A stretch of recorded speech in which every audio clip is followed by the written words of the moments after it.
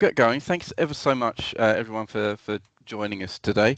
And yeah, we'll hopefully take you on a little introduction to human factors. My name's Nick Heading. I'll host this through today. Um, Online, we are joined by colleagues from the Learning Organisation. We got Hazel and Jennifer, and we'll also be accompanied by Louise Holmes from the Enable team, who will be joining us a little bit later to round off this session. So we are recording this, just a reminder in relation to that. Please use the chat for some questions. Absolutely fine. We'll endeavour to answer those the best that we can in the time that we have available to do so. If not, we will look at some of those questions afterwards and try and offer some responses in relation to it as well. There will be a question session at the end of this, hopefully if time permits. And of course, the feedback link has already been provided by Steve. Thank you, Steve. But also we'll try and put up a slide with some other accessible links as well. So we're pleased you have joined us, and we aim to take you on this this journey through some examples of human factors, applications within HMPPS.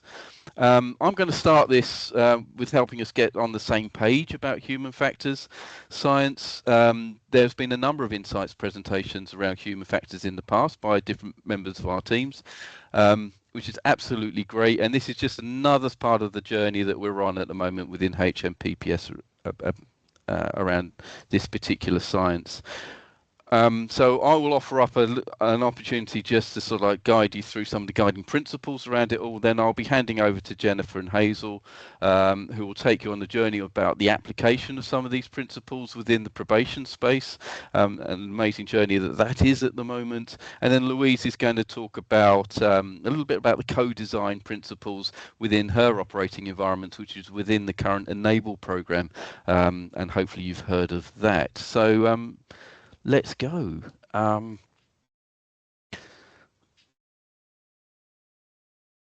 These are sort of just some of our key takeaways today. As I say, I'm Nick Heading, and I'll take you through some guiding principles. We have Safina Mughal as well from our team. She's online as well. Be keeping an eye a little bit on the chat as well. And she's been doing some amazing work getting the organisation to grips with a lot of this, the organisational response, and also liaising frequently with partner agencies. And there are some amazing teams that we get to talk to across the sort of other industries as well. And we'll feed into a little bit of that later. Okay.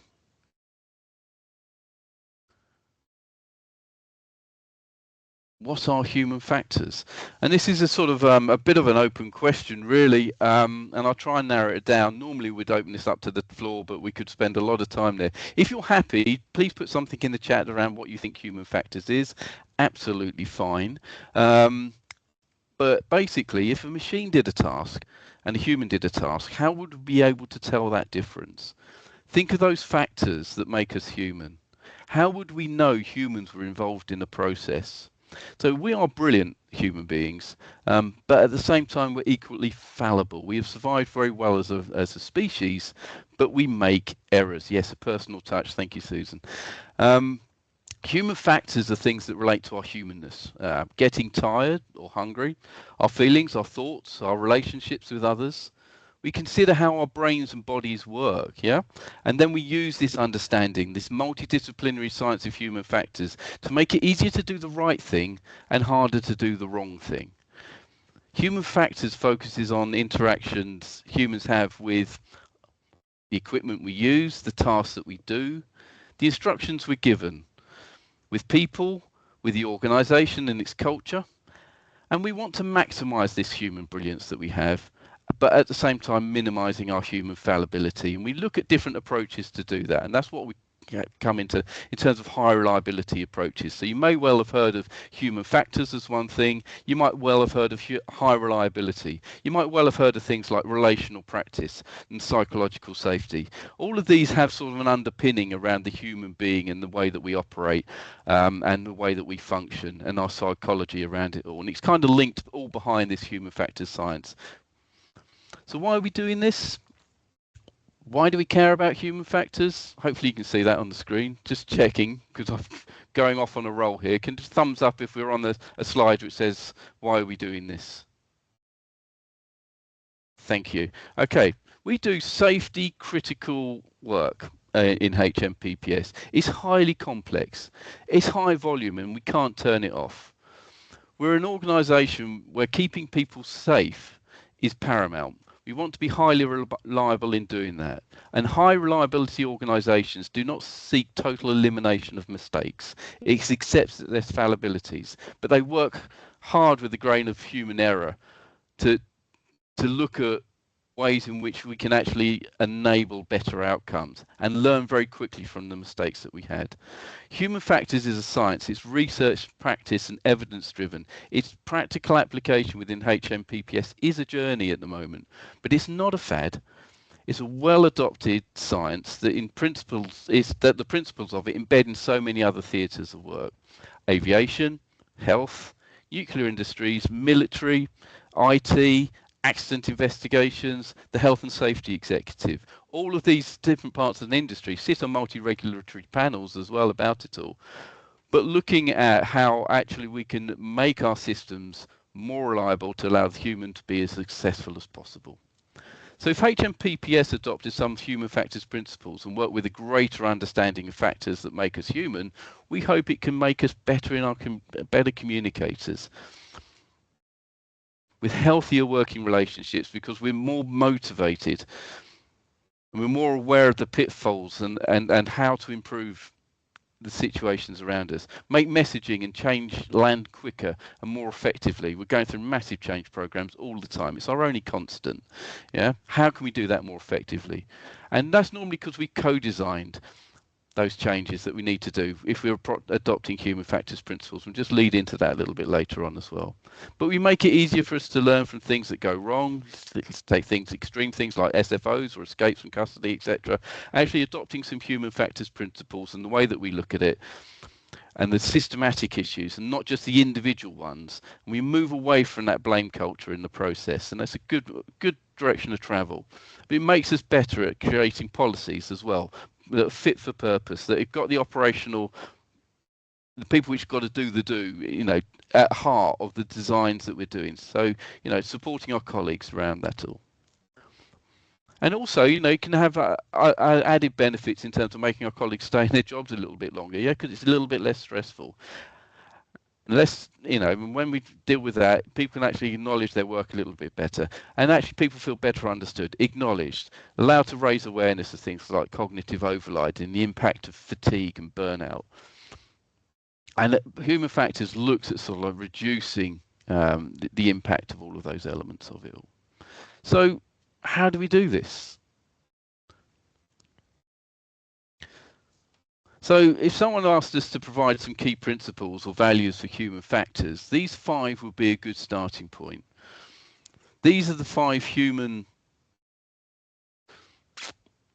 and organisational performance principles. They're written about by Dr. Todd Conklin as well. He's an expert in safe and more reliable organisations. And these principles basically are, and I'll go through them very briefly.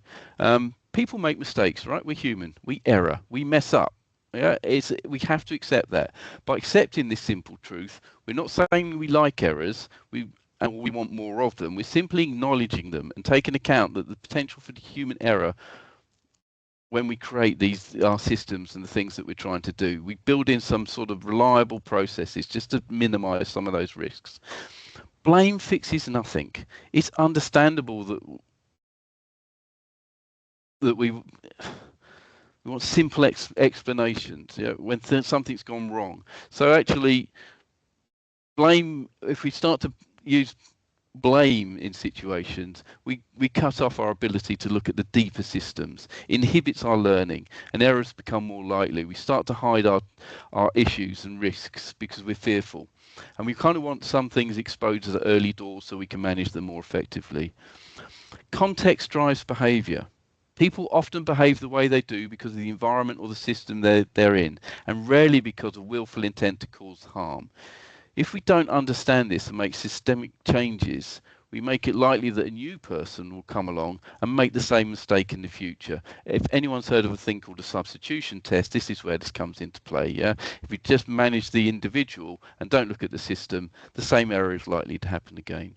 And learning is vital. This means learning from things that go right as well as wrong, and actually learning rather than producing the same action plans, only for the same mistake to happen again. Keep applying the same solution to the same problem, you will get the same results. So this means being creative, innovative, curious, brave, and whole system focused. And then there's response matters, okay? Move away from reacting, judging, or blaming to a more considered, effective approach to what we do next. So there's some guiding principles. So how can we do human factors? All right. So let's look at some sort of ways in which we can do this. This is what the evidence base and research has really sort of led us towards some practical ways we can do things.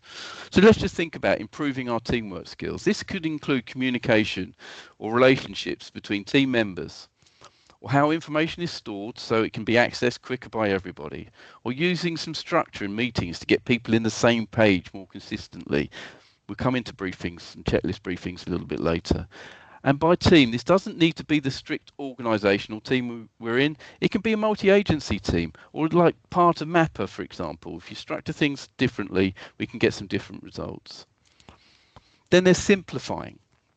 Okay, this is a brilliant but a hugely overlooked tool, and it makes things easier to do it makes it easier to do the right thing. Simplifying the language, simplifying instructions, the processes, simplifying our policies, our to-do lists, yeah, how we would organize our cupboards, for example, our organizational cupboards, our filing systems. Take a step away rather than add on to it. We always add on, but we don't actually look at, can we actually make a system more simple in the first place? Hopefully you get the gist on that. Then co-design, and I know Lou's going to go deep into this, and our other colleagues will mention a little bit of this as well, but this is fundamentally important. Yeah, policies, procedures, guidance, everything that we do should be created with the person that is actually going to do that piece of work in mind. So actually talk to them, include them in the design processes.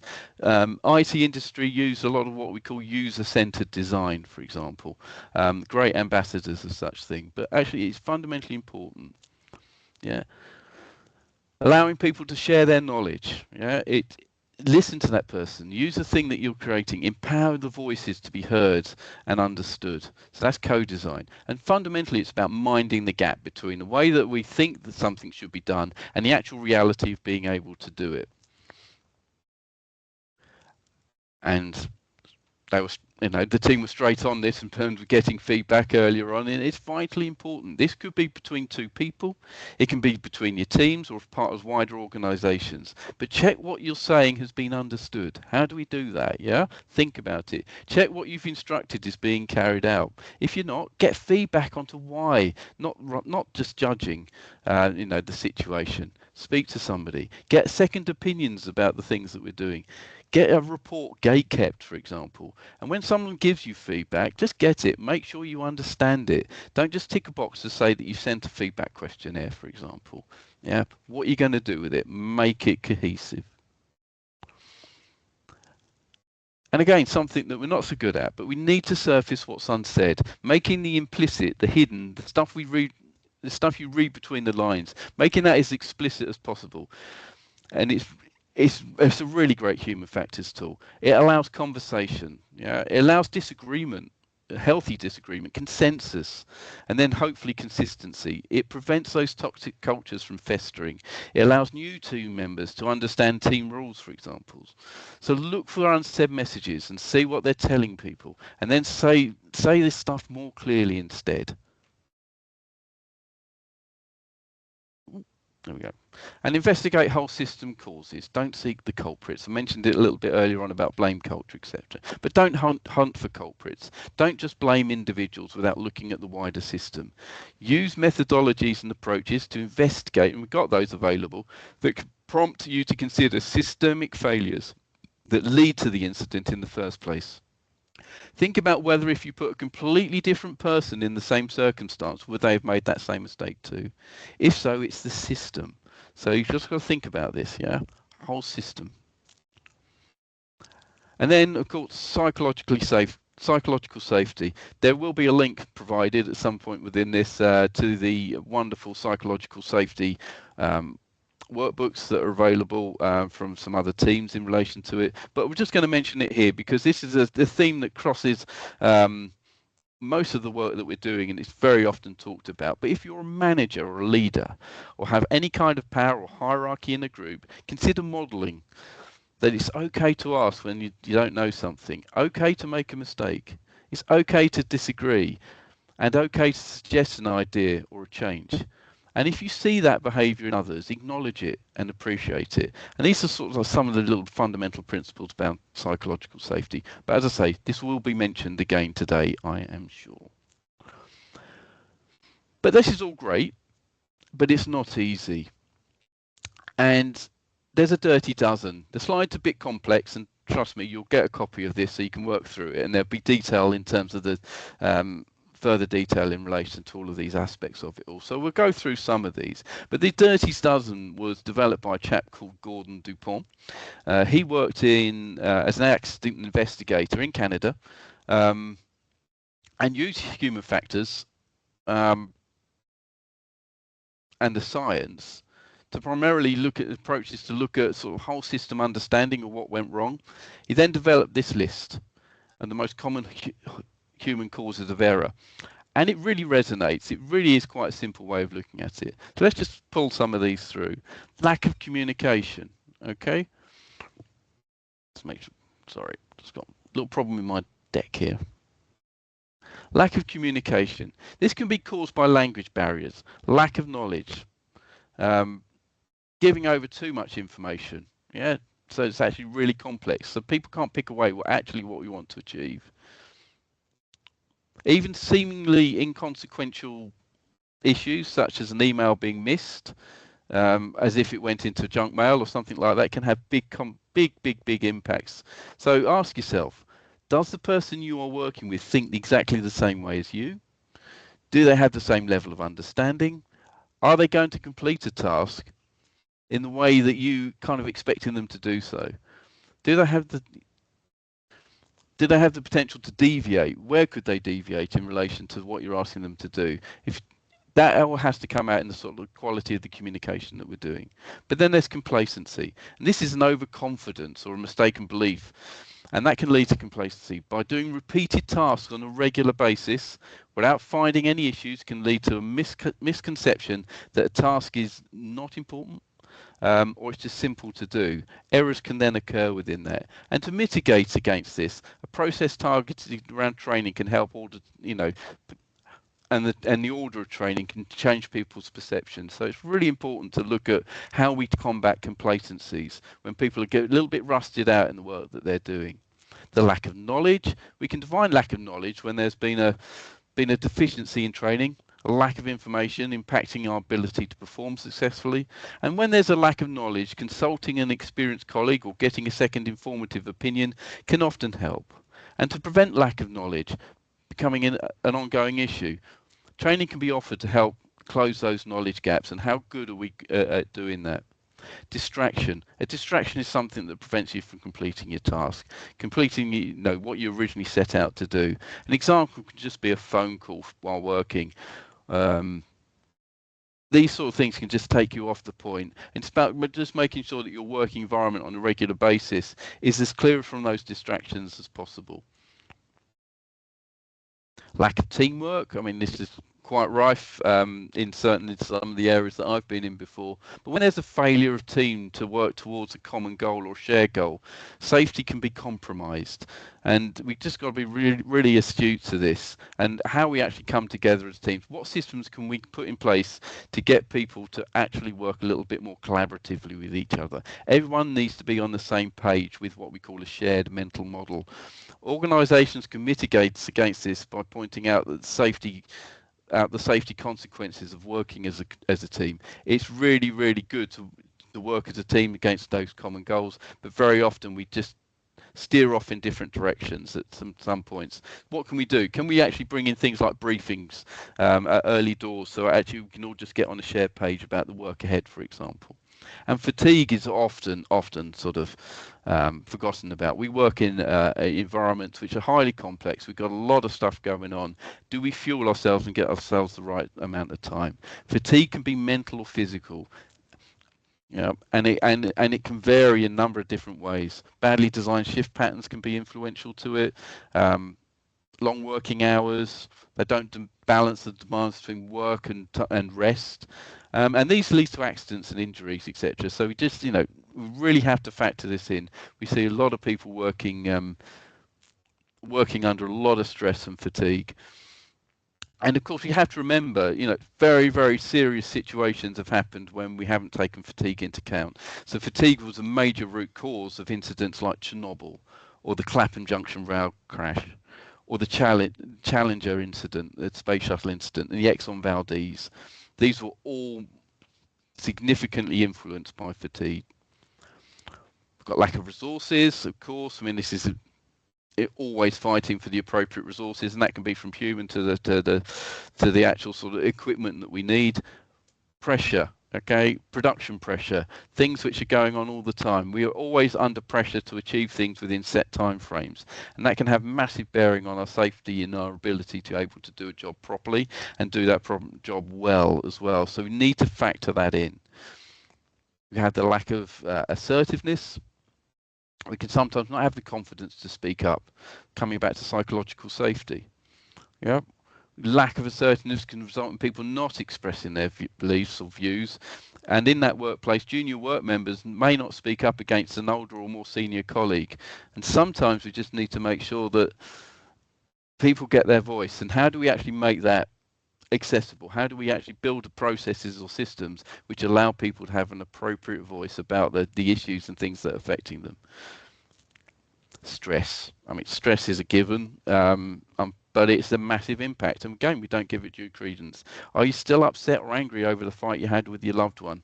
The night before, for example. What are those deadlines? Are they approaching fast? It has more impact than we tend to sort of allow it to happen. We don't necessarily factor that in. So basically, sometimes asking the team, asking the people that you're with, are you okay? Everything all right? And being honest about that, it's really, really fundamentally important. And stresses can be physical. They can come from our chemical and emotional changes as well. So ensuring that within our working environments that we have great employee well-being solutions and support, really, really useful to do, and really lean on those processes. Really make sure that they're fit for purpose and working for us. Our lack of awareness. If someone fails to recognise a situation for what it is and has a lack of understanding and fails to predict the consequences, then there's a lot of lack of awareness going on, and that can lead to a lot of mistakes and errors happening. And our norms, okay? This term comes from normalization. It's the way things are done outside of what we expect, and can be good in some situations, but bad in a lot of them. Example of a bad norm, like speeding, for example. Everyone just sort of pushes the boundary a little bit and maybe just takes it a little bit further than what is legitimately allowed. So ask yourself, do you know exactly what we do or don't do? And just think about, when we're going into those operating environments, we're sending people into operating environments. What are the norms of that operating environment? What are the underlying cultures that might impact on that person being safe and successful in what they do? So there's some dirty dozens, and you can go online and you can Google that. You can research all of that. So I just want to move on to a couple of things before I finish. And this is around communication, again, linking into potentially some of the things that we can do. Clear instructions don't always lead to people doing the right thing, all right? And why is that? Our work equals very high stakes, all right? Results when we make errors can be catastrophic, so we just need to find ways in which we can actually be reliable. And communication's key in that. Hopefully this scrolls on. Supposed to be another bit. Anyway, I don't know why it's not doing that. It might come up in a minute. But basically, the biggest barrier to communication is the illusion that it has taken place. And fundamentally, sending things like emails without checking understanding, we cannot be assured, for example, that communication has taken place. So is build in some systems whereby we can be a little bit more reliable. And a lot of certainly prison environments that we're interacting and working with at the moment, and certainly within the probation space as well, are looking at some processes which can help here. And here's a quick introduction, and not in great detail about some of that. There's a thing called SBAR, and it came out of military organizations and some other sort of industries as well. And it's basically talking, it's a tool that we can use to communicate information in a nice, clear and concise way. And there's probably some other modeling around this as well. But basically, what's the situation? Why are we having this conversation, for example? What's the background? What information do we know that's led up to this particular situation? And what's happening right now, for example? Yeah, so is this a real problem for us right now? Or is it something that, we can manage in the fullness of time, but we need to have a conversation about it all. And then what do you recommend? So if you're going to speaking to a manager, for example, what do you recommend that you want to do about it all, in terms of sort of just taking that little bit more of a responsibility about some of the decision making about it, and not actually moving that up the hierarchy, but also allowing the hierarchy to sort of put some not just responsibility, but sort of some trust back down the operational line for it as well, for example. So that's a really key aspect of it. Something that has been developed very, very specifically for the prison service is something called Recode. It's currently being rolled out in HMPPS. There is complexity to its rollout, and that's why it's not service-wide at this particular stage. But it was developed with, psychotherapeutic approach in mind, and basically it's like an assertiveness script. Again, there's some more details of that will be available, and there's a little bit of blah on that slide there that can help guide you through it, and I'm not going to dwell on it too much. And then we have checklists. And again, I think my colleagues in a minute or two will be talking about the checklists in their part of the organisation, certainly within the probation space. But again, it's something that we're trying to introduce in a number of places within certainly the prison environment as well, is how the SLTs might do their briefings, for example, how residential staff or teams, I'm working with Wandsworth and their OSG teams at the moment, in terms of how we can actually get briefings done more efficiently and more structured ways. And that's basically what it is. It's not just a tick list.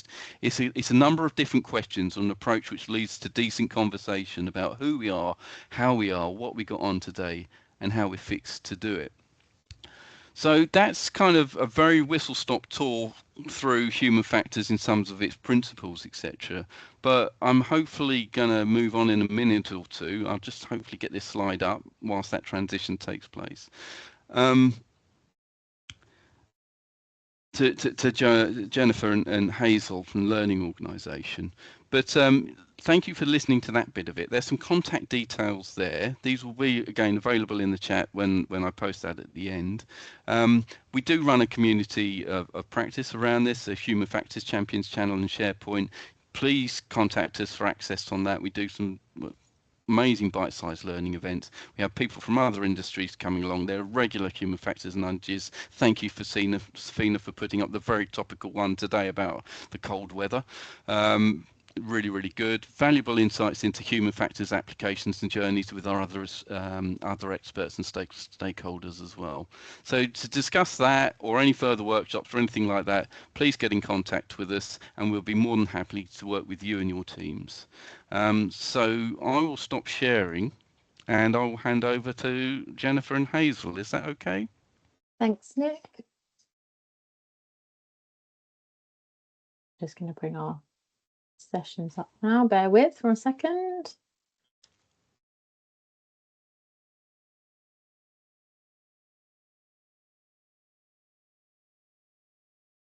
Okay, hopefully that has worked for everyone. So a thumbs up would be helpful, just to make sure I'm not the only one that can see the slides. Can everyone access that? Brilliant. I can see Hazel nodding, so that's good. Thank you. And thank you for having myself and Hazel here this afternoon. My name's Jennifer Humphrey, so I'm Senior Policy Lead for Learning Organisational Approach, and my focus is in the Southwest, South Central area. My counterpart is Claire Presley, many of you will have heard of, who leads this work nationally, and the rollout for Wales in terms of the pilot area, and the rollout for Southwest Central up until now. And I'm joined by my colleague Hazel, who will be sharing some of her experience in the second part of the session. So what are we going to cover today? Within this space, we just wanted to we really welcome the opportunity really to share what our experiences of operationalizing human factors. So I think one of the challenges can be that there's a lot of concepts and principles and things that we can really get behind, but actually understanding how does that work practically on a day-to-day basis when you're within a PDU is something that we want to share with you today. So we're going to be talking about three of the tools that we have introduced in South Central and that were originally introduced across Wales.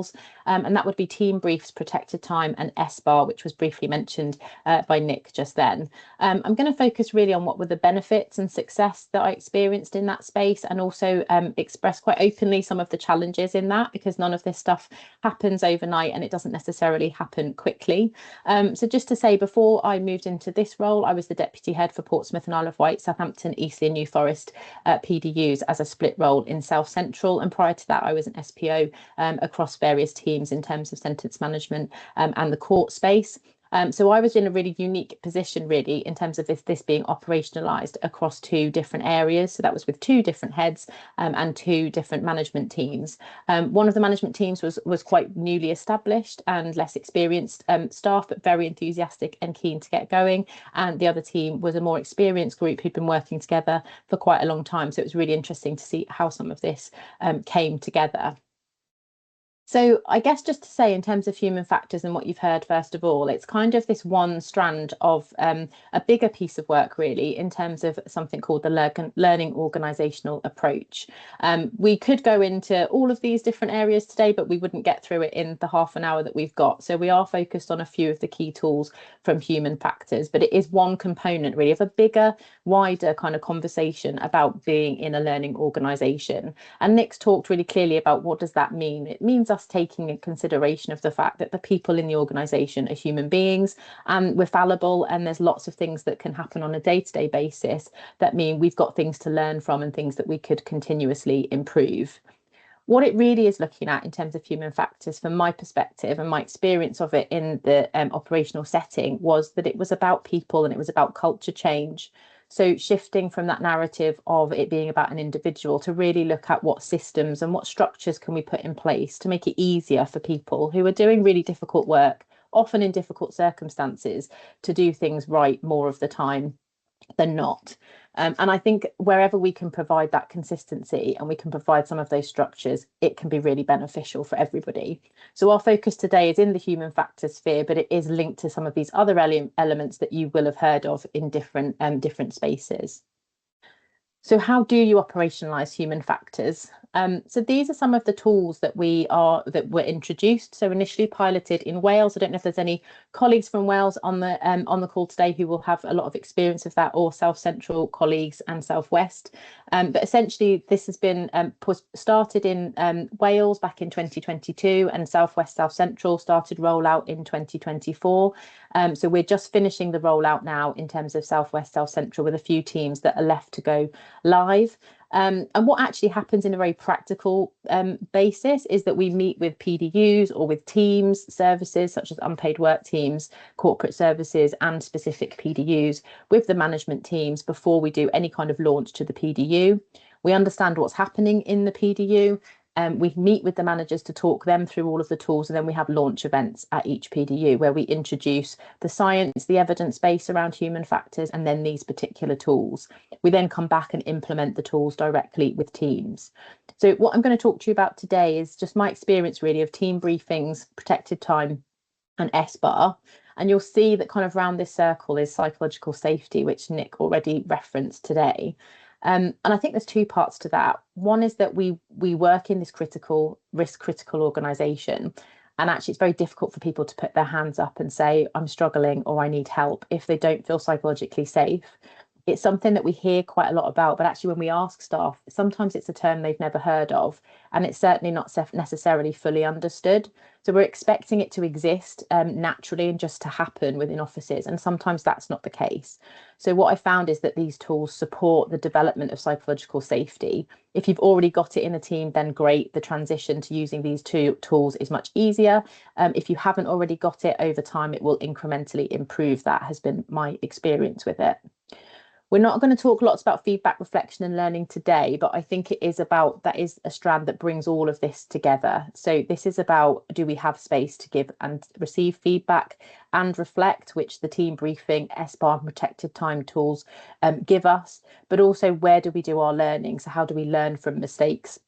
Are we doing root cause analysis? And we're currently doing some work around how do we operationalise that within Wales and South West, South Central at the moment, in terms of something tangible that people can do within their PDUs and within their regions. So I'm just going to firstly talk about team briefings. So the team briefings in a practical sense are a daily meeting with your team. Nick already alluded to a kind of checklist, and this is about a list of questions which your teams actually collaborate with you, and they give information at part of their launch events to develop the questions that sit within the team meetings, depending on what's happening for them. There are some mandatory themes, so there's some things that have come out of previous learning for learning reviews that mean actually these are things that organisationally we want to have a focus on, but otherwise they will be responsive to what's happening within the team. Some of the questions might be, it does include, how are you? So we are asking each other quite consciously how people are.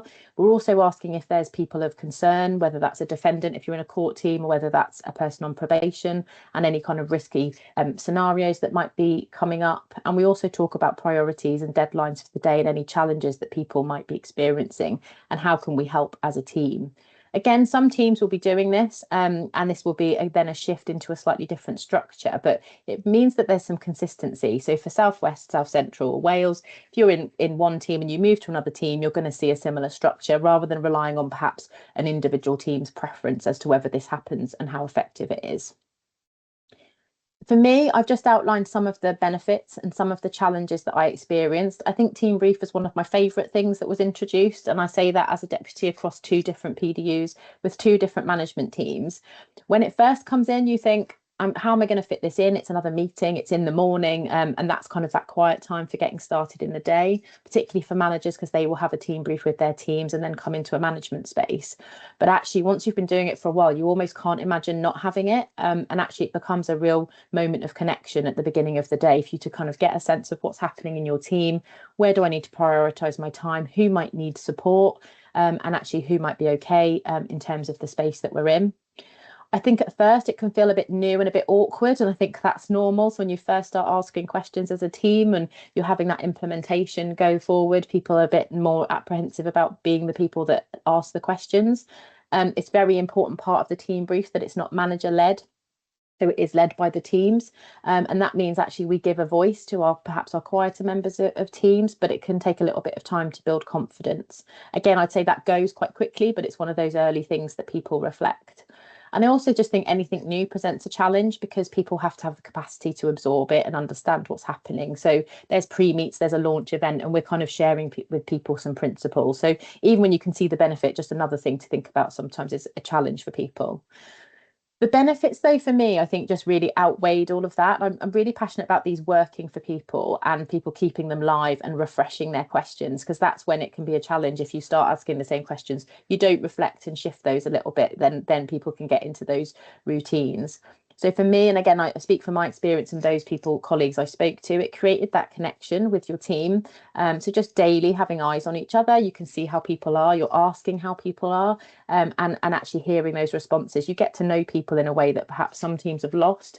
As we've done much more hybrid working or remote working, we don't get to see and hear some of those conversations.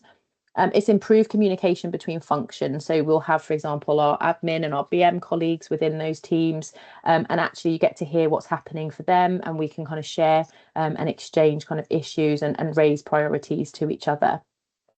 It helps you know how to prioritise others for support. As I said, I'd often reach out after a team brief to say, are you okay? I feel like you maybe needed some more support today. And it opens that kind of space for those of you leading teams to do that. And also for colleagues, it doesn't all have to be resolved in the brief, but it's a heads up that this is where my team's at. It also gives us that early identification of risk. So is there a person on probation we should be concerned about? So a lot of this stuff around human factors is not always waiting till something's happened for us to reflect, but like what's bubbling. Is there someone making someone feel concerned? Is there someone intimidating a member of staff? Is there a newly qualified officer who's feeling unsafe with a case that they're working with, and can we get some support in? So that real early identification. And I think for us, it's also about kind of raising awareness of health and safety. So we're doing some work at the moment about how we can more effectively use team briefs to raise kind of some of those health and safety issues on a day-to-day basis. There were times when it just was a morale boosting exercise, and we were celebrating successes. We were kind of hearing from people, and you just needed a bit of light relief because it had been a particularly tough week. And there's other times when there was lots of information being shared. So I think that every day was slightly different. And I think through periods of change, it was really helpful because people could put their hand up and go, I've not got this. You know, we launched this in the middle of SDS 40, FTR 48. We had lots of release activity happening and changes of practice. And it gave us daily opportunities to say, I'm on it, I'm not on it, I need help, I need some support. So in terms of the tea brief overall, that daily meeting was something that I personally really valued.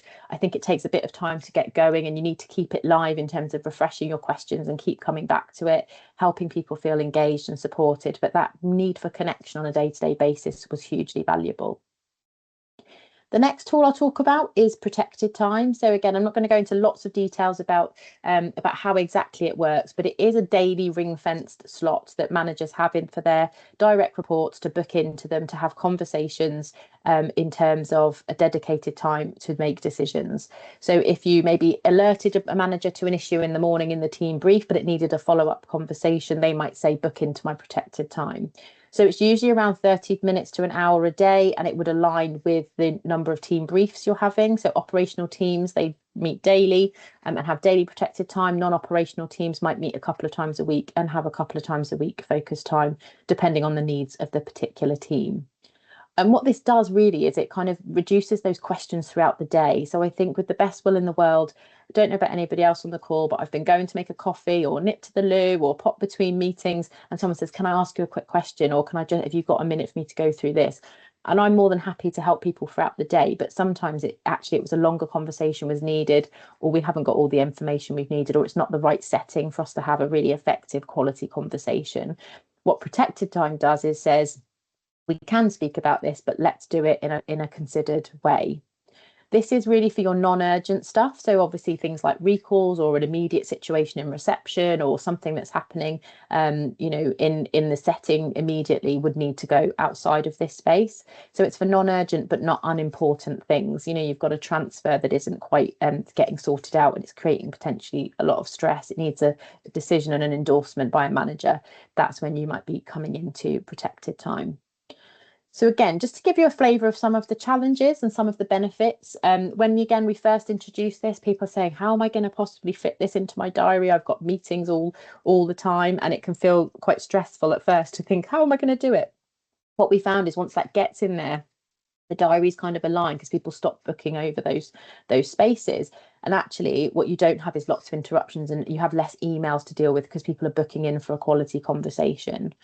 I think some managers have felt like they just want to have an open door and they struggle to say, actually, come back to me during this protected time slot. And actually, that's a bit of a culture shift for us. So we want to be available. That's really important. Our staff really appreciate us doing that. But actually, we do need to protect our managers' time as well because they've got lots of tasks to do. And there are things that they may need to have ring-fenced conversations. So think about that as a quality conversation over quantity. And that can take a little bit of adjusting for people. And also making sure people are prepared. So when they come in, making sure they're clear on what the ask is. So I think it really supports slowing things down so we can feel like everything's a rush, everything's now, but actually it supports our practitioners to really come ready with with a recommendation. They have to pause and think about what it is that they're coming to discuss. And then you're not doing that when you're trying to multitask, which essentially can lead to less quality outcomes in terms of the conversations that you're having. So last one I'll talk about, and then I will hand over to Hazel, just in terms of how what some of the challenges were around that is SBAR. So Nick's already mentioned this. So this is essentially an acronym for a really useful communication tool where we talk about the situation, the background, the assessment and recommendation. So essentially, if I'm coming to my manager with looking for an endorsement or a green light to take something forward, I'm going to bring it in this format. And us in the team, if we're presenting information or perhaps a paper or recommendations, we would use this format. And everybody starts to use this if you've had this launched across your region, so that there's consistency in application. I know there's a lot of work on this going on across the country. So there's lots of areas that have picked up SBAR and are using that as a communication tool. And the connection to the other tools is if you're going into protected time, you'd come with a prepared SBAR, so you'd have done the thinking before you come into that space to make that conversation more quality and concise. So for me, some of the challenges are that it can be written, but it does support a conversational approach. But obviously we do have records to keep. So sometimes it's useful to do a record of that as well. And we have had some areas where they've been asked more, people have asked more for it to be in writing, and that can then be a barrier for those that want to do it conversationally. So if this does come to your area, I'd encourage people to be able to do this verbally. We are looking at how AI can support us in terms of some of that, where it with pilots around recording conversations that would support SBAR recording afterwards. It is a little bit harder than it looks. So in terms of a challenge, like it sounds really simple, we're already doing that. People say often we're already doing it, but sometimes it can be actually just a slight shift in the way of thinking. So when you're first getting used to it, knowing like, what have I actually covered the assessment? And actually, am I confident in making a recommendation can be harder than people perhaps first thought. The benefits of this, though, I think is about us re-empowering our staff to make recommendations.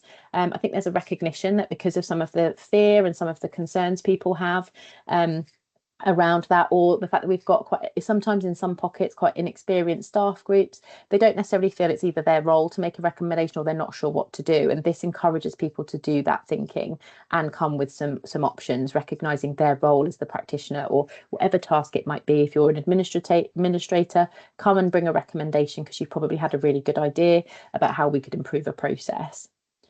It also brings clarity. So rather than someone just coming and giving you loads of information, they give it in a streamlined way, and it slows people down. So if you've got to pause, think this through, and then consider if you need to come to a manager. Sometimes people have resolved their own problems before they get to you and realise that they don't need to have a conversation after all.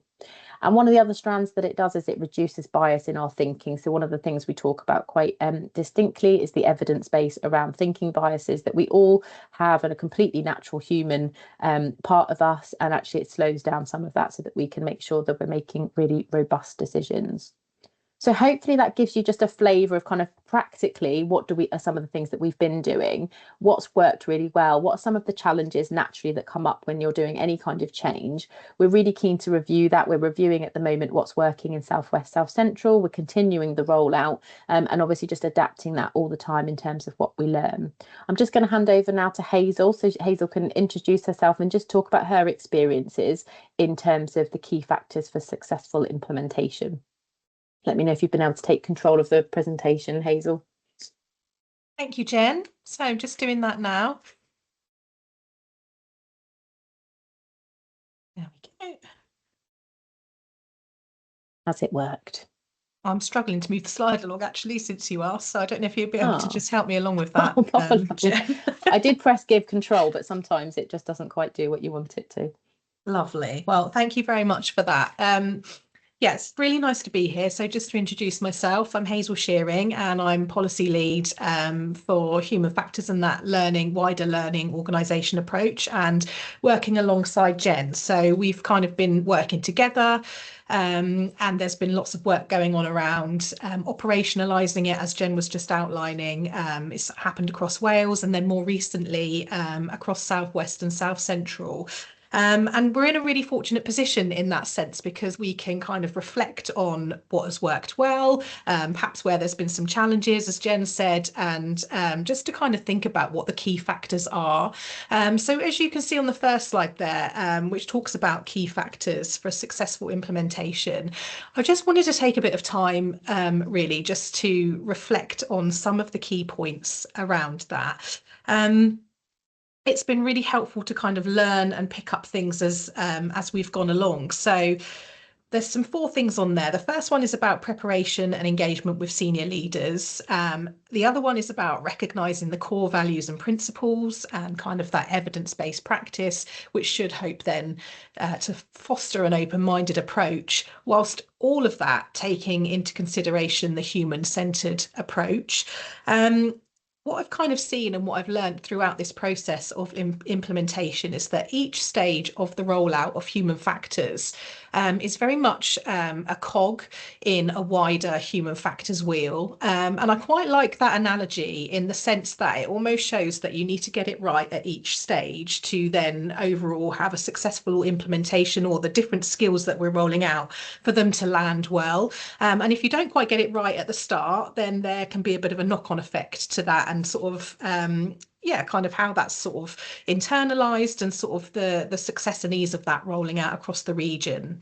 So one of the key points of this is when we're going to roll out human factors and hold one of our launch events in a specific PDU within a region, it's really important that we take the time to engage with senior leaders, be kind of heads and deputies, and we'll also sort of liaise with managers in that, and kind of go through and talk about human factors and what it means for their PDU. So although we might be in a region and we've got a regional director, we know that the different areas within that, our PDUs as we call them, there are niche challenges. So what the key kind of factors or concerns are, or challenges for a particular PDU, isn't necessarily going to be completely the same as another one. And that's why it's really important that we get in there at an early point to kind of understand those things and to kind of iron those things out. And then a part of that is about reviewing and going back in at the various stages to kind of see how things are going, and working towards sort of ironing out some of those challenges. So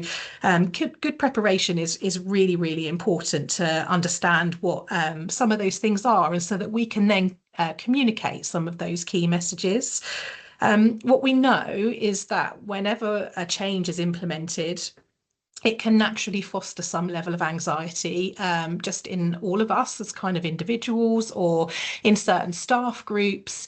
And so there's a natural component to that, but it's also about trying to overcome some of those things. And the way to overcome some of those anxieties is to try and understand where they come from and what is the root cause of those things. So again, that's very much understanding that, getting in there and, communicating with relevant parties as we go along through that process.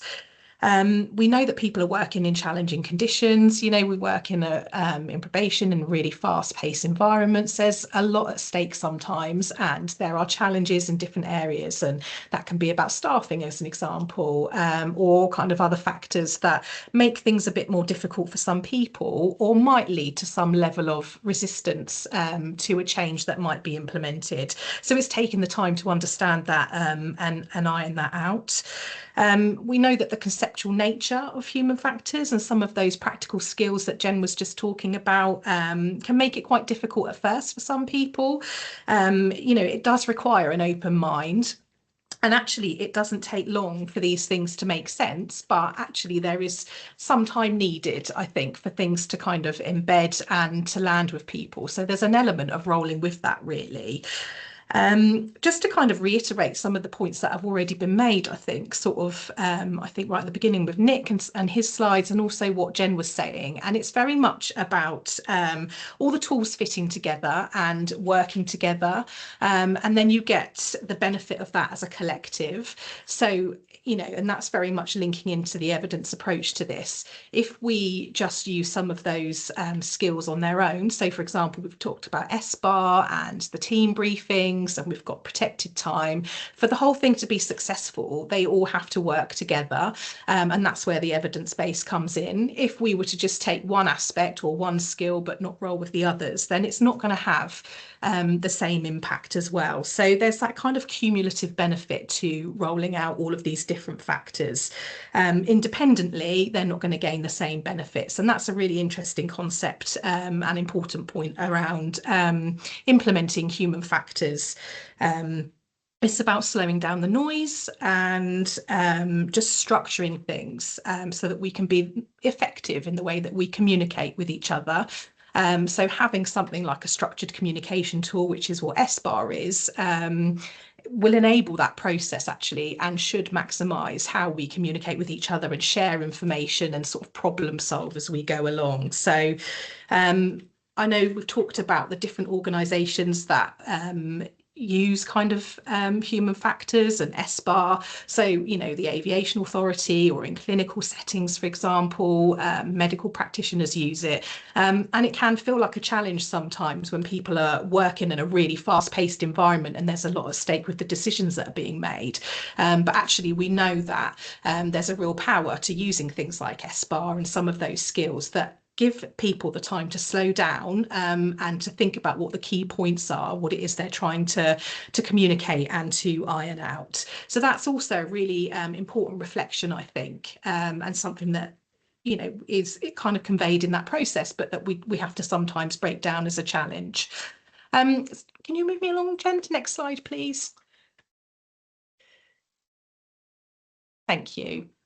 So just a slide on there, another summary slide really, which human factors is about balancing different aspects. So balancing people and systems and the environment. And if we get those three things right, then, you know, overall, it will have more benefit and we'll see more of a successful change in our culture and our overall environment. So I know that it's already been raised already today about a culture of fear. And if you operate in a culture of fear, you're not really going to get the best out of people. And people might be less inclined to, you know, kind of reflect and think about problems that they might have kind of faced, or a decision that they've made that has had a negative impact. And that's really detrimental. And we're trying to very much move away from that. And human factors is something that is going to help that process. So it's about changing the culture in the longer term and giving people that opportunity to really reflect and, you know, think about where things have perhaps not worked and to learn from that, and also considering the positive aspects of that as well. And we've seen how powerful that can be. And just as a kind of an aside, really, when we run our launch events, we do ask the kind of head of the PDU to reflect and talk to their teams about a time of where they've themselves made a particular mistake and kind of the implications of that and what they've learned from that. And actually, if we are used to seeing everyone do that and kind of senior leaders do that, then we're more likely to foster that open learning culture within the organisation as well. So that's a really important part of that. And if we get that right, then we will be empowering staff and we'll be giving people an opportunity to take personal accountability and ultimately then have the confidence in the decisions that they're making, which is really, really important for development as well. So there's so much to say around that, but that's just as a snapshot. So I know that also Nick has kind of mentioned, oops, sorry, was that you, Jen, moving me along? Sorry, it went back one further than it was supposed to. No, that's okay. I'm just summing up anyway, but just to say about kind of the systems and things like that and the processes, it's really important to have information that people can digest and systems that work. So thought that goes into our IT processes and things like that to streamline it and have more of a standardized practice. So that's a really, really important process as well. So if we had more time, there's so much to say about this and it's such an important concept and the theories behind it, then we would obviously go into more detail around it. So I'm kind of wrap up our section now, but on the last slide there, you can see if you'd like more information, if you are interested in supporting psychological safety, which is really fascinating, then there is some workshop material there and you'll get these slides where you can go through that link. We do have a functional mailbox, a human factors mailbox, so you know you can get in contact with us if you need to and we will respond to you. And then we've got our personal contact details on there. So Claire Presley, who you may already know, she's the senior policy lead for the learning organisation approach and has taken a national lead for human factors. Jen, who you've seen today, who is the senior policy lead and has been more heavily involved in the Southwest and South Central rollout and will do moving forward. And then I'm the policy lead for that learning organisation approach. So please feel free to get in contact with any of us and we will get back to you. And that's it from me. So I'm going to hand you over to Louise Holmes at this point. She's going to talk to you about co-design. She's from the Enable programme. And thank you for that. And as you can clearly see, I'm not Louise. Uh, but Louise is hopefully joining us. She should be coming across from her own Insights 25 event in a minute or two. She's not quite here yet by the looks of it, unless I'm mistaken in that, but I can't see Louise in our chat at the moment. So with that in mind, and sort of whilst I sort of support Louise in maybe getting her slides on board here, we can open up for some questions at this stage if you wish. If anyone's got anything that they want to ask, please do come off mute and do so. We're happy to take what questions we can at this stage.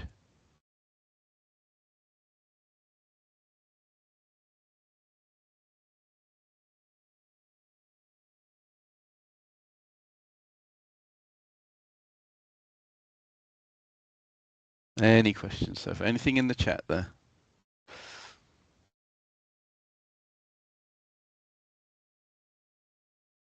Nope.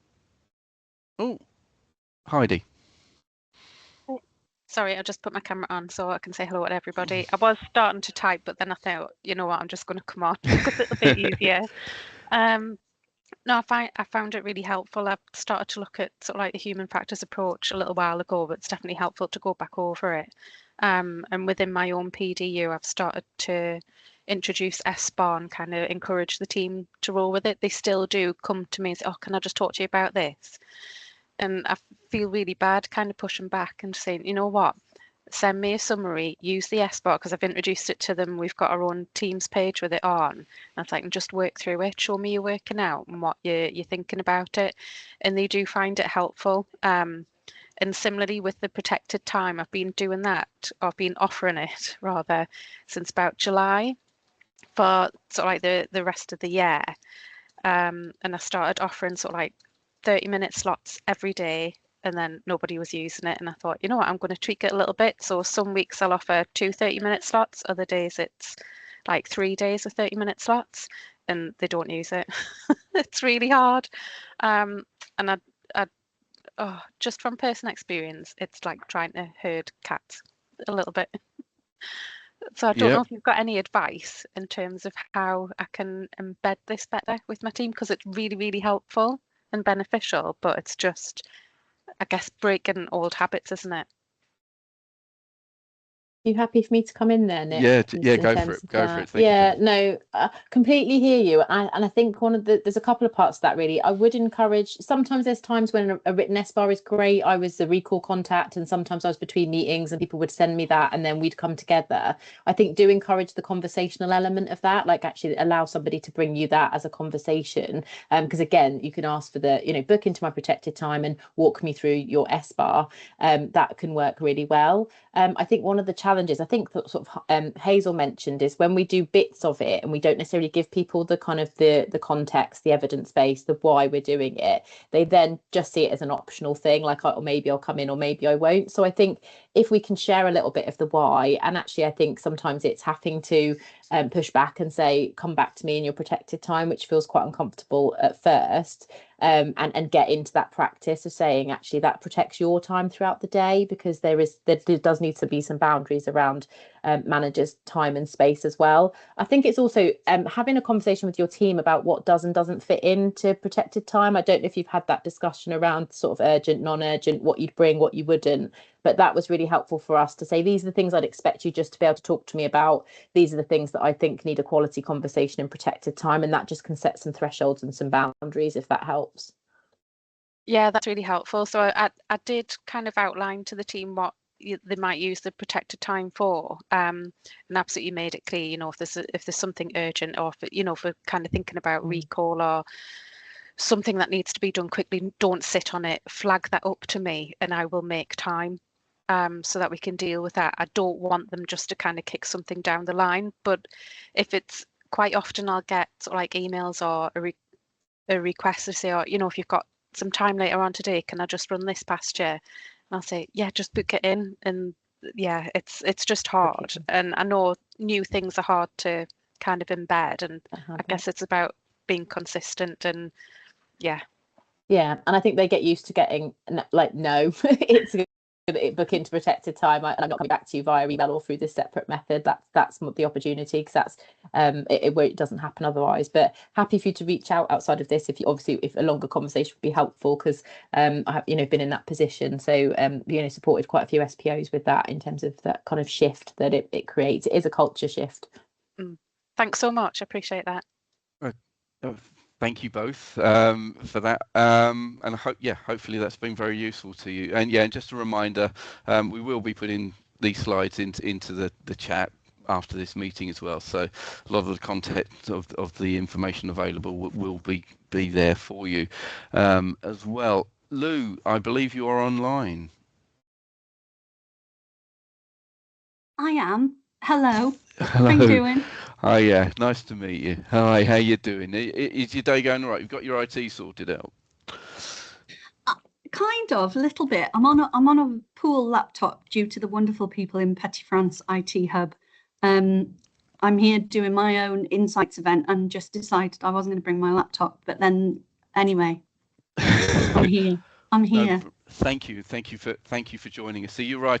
Do you want me to run the slides for you then? No, I think I'm okay. Okay, I'll stop sharing these then and let you take over.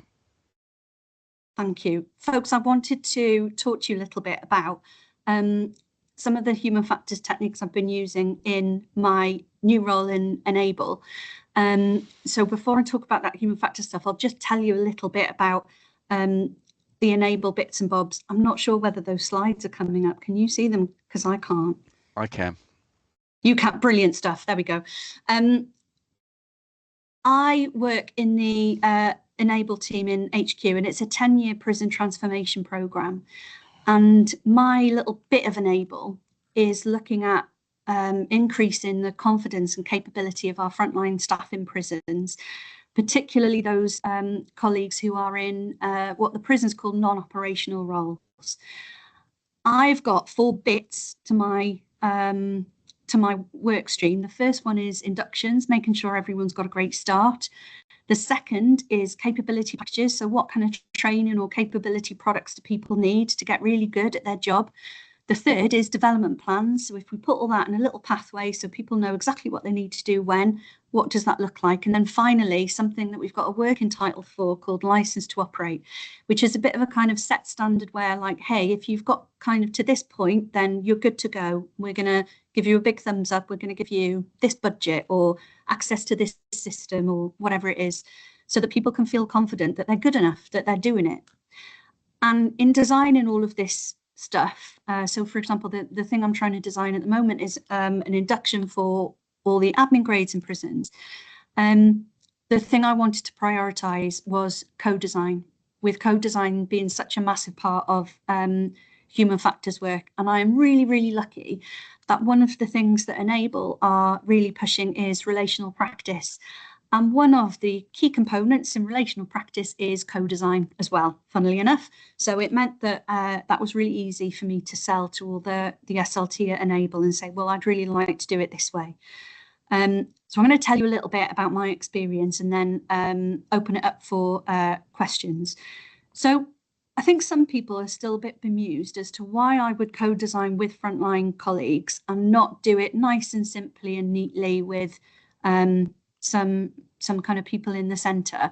And I think the first thing is that human factors recognises that the expert in how their job works, how their work feels to their day-to-day, is the person doing that job.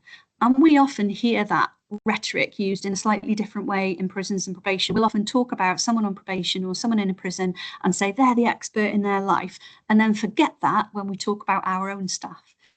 Our frontline staff are the subject matter experts in what it's like to work in the front line. So I wanted to make sure that they were the centre, they were the biggest voice. I empowered that voice to be front and centre in all the design work that we did. The next reason is that human factors concept of work as done. So life is really messy. Frontline work is really messy. They're working all the time in an imperfect system with imperfect IT. There are demands on them every day. They're humans, so they're really hungry. Their buildings are often weird. Everywhere is different. There's different processes for different types of prison. There's different team dynamics. All of that stuff is really, really messy. If I design something in isolation in a really nice sterile office somewhere away from the front line, I am missing out on understanding what all of that stuff looks like. And therefore, I'm really unlikely to design something that fits with all of that frontline mess that they experience all the time. So it's really important to get there on the ground floor, get alongside people, empower them to tell you exactly what it's like to work in their job, so that you can design for them and not do to them. And then the other reason was to take that really relational approach that Enable want us to do so much. And that means that we're not creating anything about you without you. It means I've got relationships with the frontline staff that I'm designing for, and that makes it so much easier for me. It means I can pick up the phone and just double check things, or send an email off and double check things. There was one workshop I was doing with someone else where we were trying to work out whether to mention hostage situations in an induction or whether that was a bit soon to talk about hostage situations. And it was really easy for me to get in touch with loads of frontline staff in lots of different prisons and say, hey, can I just run this by you quickly? I'm in this workshop. And because I've got that relationship with them, because Enable has allowed me to work in that way, I could get that answer really quickly and get some insight into, you know, this decision that we were trying to make in this workshop. One of the other reasons that I think co-design has been really, really important is if I just rely on a small group of people in HQ or a small group of subject matter experts, there are loads of biases that are really, really normal in humans, loads of, sometimes we might call them heuristics, thinking errors, loads of mental shortcuts that our brains take that aren't anything to do with experience or intelligence or anything like that. They're just hardwired into our brains. There are loads of biases that could kick in about what I think I'm designing.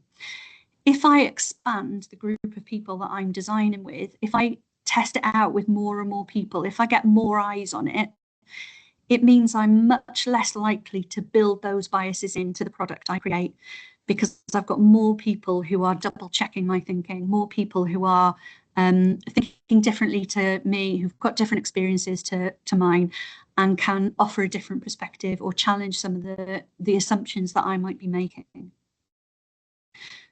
The final thing, which isn't something that drives me particularly, but is true, co-design is much more efficient. If you co-design, it means that the thing that you're going to design is probably going to be a lot better than had you not co-designed with frontline staff. And that means there's fewer problems to sort out because the thing that you've designed is naff or has got a problem in it or a bug in it. And it also means it's much easier to implement because they've been with you the whole way along, because they've been part of the design team. So it's much more efficient. I wish I'd be lying if I said that I'm a little miss efficiency over here, but it's true. It's just not something that is in the forefront of my mind particularly. One of the things that I've used is the prototyping hub. The MOJ have got a fabulous hub. It's called the Evaluation and Prototyping Hub, and on there are some toolkits that you can use. There are a few, and I think it's like personal preference, frankly. The one I'm using is the Nesta one, and this is a page from the Nesta prototyping kit. So some people might think, well, do you know what, I really love a principle and I apply that principle to everything I do. I've got that kind of rule of thumb in my head. Other people are like, I want a process, I want like a little process map that I can follow. If you're the second group, this is for you. Excuse me. So this just gives you a little cycle that you can follow. If anyone's interested, I'm in prototyping phase 1 at the moment, and it gives you the guides that are on there, help you kind of navigate how to co-design using that prototyping method. So test really small, learn really fast, refine it very, very quickly, and make the most basic version of possible, make loads of different versions, test out loads of different stuff, test it with as many people as possible. And that's how you kind of get to the product that's really good at the end. One of the things I wanted to mention was that not everyone thinks co-design is a great idea. So some of my HQ colleagues have been a bit bemused as to why I'm co-designing, and other people are very much against co-design. And there's been some assumptions about co-designing with frontline colleagues that just haven't been true at all. I've got loads more information and insights than I would have otherwise. So a lot of people have said, well, you're not going to get that much because so and so used to work in the front line 17 years ago and they'll know everything that you need to know.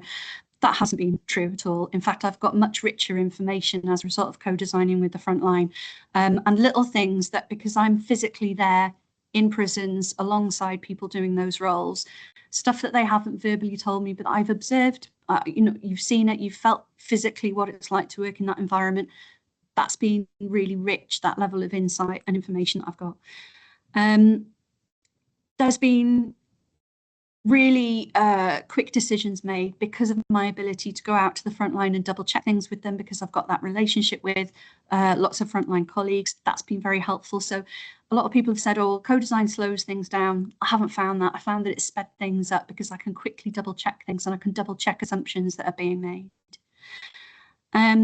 It's changed my approach. So I've had an increased amount of respect and understanding for some of the challenges that frontline colleagues are facing.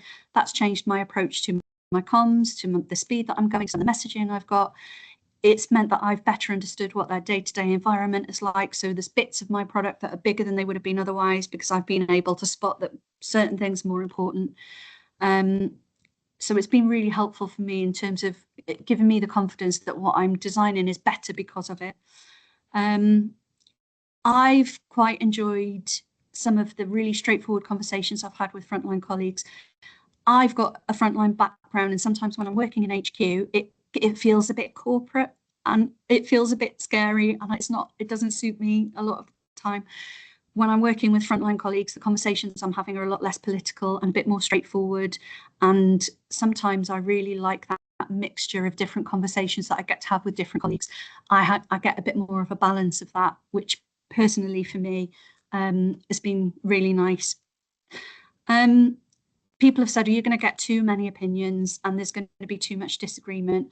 There has been loads of opinions, but that's meant more data and more robust decisions have come out of it.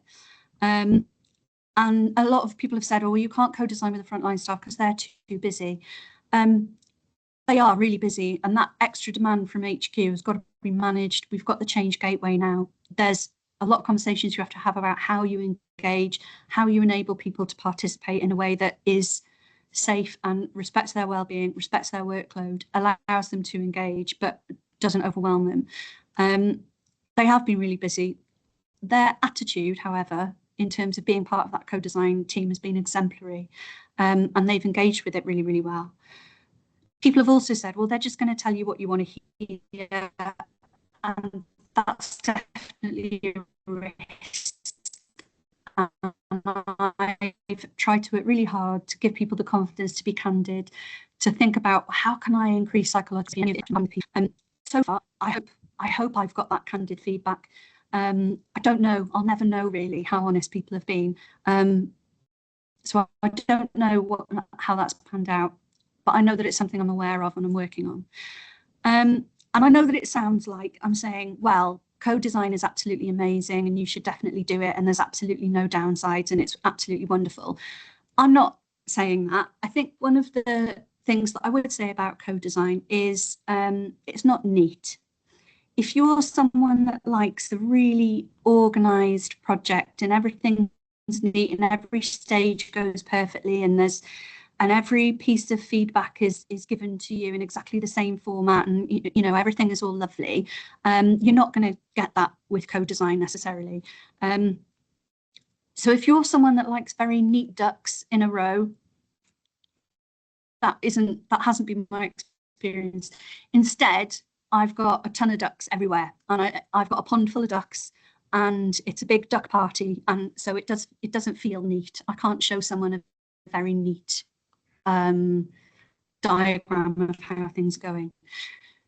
So that is one of the downsides, I would say. But overall, It's been absolutely fantastic. There's a couple of thank yous I need to send. One is to Joe Voisey, who's from the Evaluation and Prototyping Hub, who is absolutely smashing. If you ever get a chance to listen to her talk about prototyping, then do so. She's absolutely. And the other one is Susan Jolly, who we had on a Human Factors co-design bite-sized learning session. The recording of that will be in the Human Factors community of practice. And I took some hints and tips from her to make sure that I was doing all my co-designing stuff. And doing it well.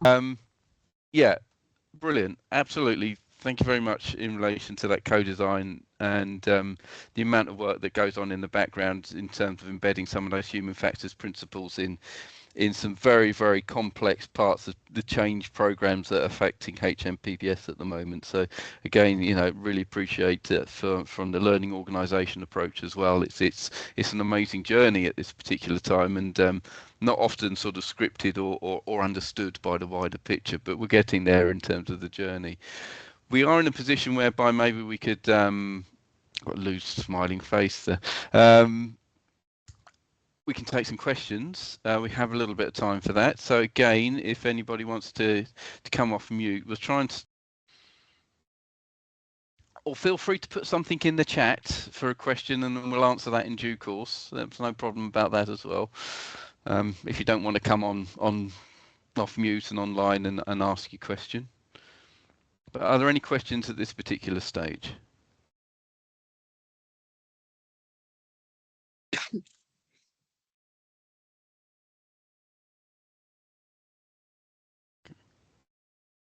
Fair enough.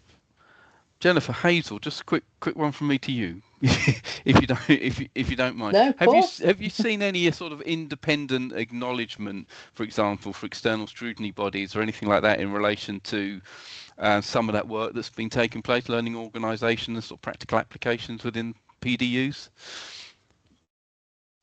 So as I sort of mentioned, Nick, so I've moved across from the deputy role in the last couple of months. So I'm still getting my head around a lot of the information that's coming to us and some of the evaluations. So in the process of doing the evaluation for South West South Central, we know that human factors has been sort of cited within HMIP reports in terms of the outcomes from Wales, and we're just looking into that at the moment in terms of those kind of green shoots around leadership and what teams are experiencing in terms of having those good communication methods. Really, I think there's a bigger picture for us in terms of just from an organisation's perspective, how we evaluate, what that looks like, and also what you can do when you're doing things in kind of pockets, because of the the very nature of human factors is that systems approach.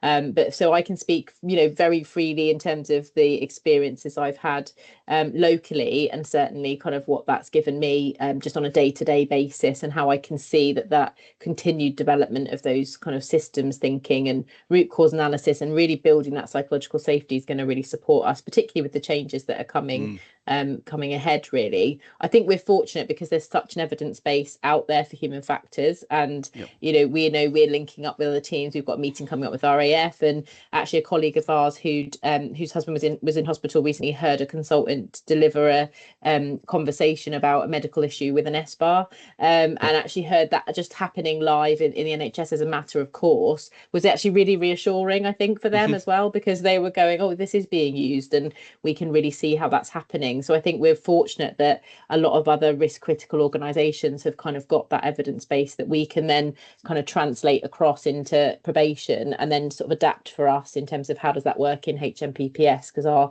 environments are complex as well, aren't they? So yeah, absolutely. Well, no, and thank you for that. Yeah, and we come under a lot of scrutiny about a lot of our activities, and it's just interesting to sort of see if there's anything in terms of some of these approaches are being picked up again in those green shoots in relation to what we're doing, to learn from. We learn from the things which work well, and we will as much as we learn from the things that don't work so well. And it's just making sure we kind of got that sort of learning culture going on, and that's very much a human factors principle. So no, and thank you for that, and thank you for presenting today. Really appreciate it. And I know, Lou, you've had your technical issues, and thank you for coming along on board to do that.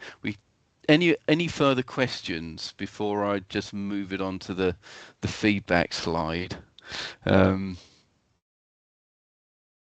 do that anyway, and then you've got people online have got Hopefully you can see that all right. If you've got your phones with you, you can scan something. You might even be able to click there, I'm not too sure, but I'll send it through. Also, if you look in the chat, at the beginning of the chat, Steve helpfully put in a link as well for feedback. So please scroll back to that and use that. So we really do, again, value your feedback. It's a feedback loop. This is fundamentally important. We can't build and develop and move forward if we don't actually get your honest opinions about what we're doing here and what we've delivered today. So if you feel at a little bit of a later stage you've got any questions to ask, please put them back into the chat or contact us, any of us directly. I will be putting a slide pack into the chat for you to download and access, which will have all our details on there and the presentations as they were given today. So we're almost on time. Thank you ever so much for coming along today. Really appreciate it. Thank you for investing that time in hearing these messages. It's really important to us that we share the amazing experiences that we're currently having. We look forward to you joining some of the other Insights 25 events. There's a hell of a lot out there, there's a hell of a lot going on, so get involved, and hopefully we'll be back at some point in the near future with a little update on how this journey is going. But for now, thank you ever so much. Really appreciate it. I hope you have great afternoons, great evenings, and a great weekend coming up. Thank you ever so much. Thank you.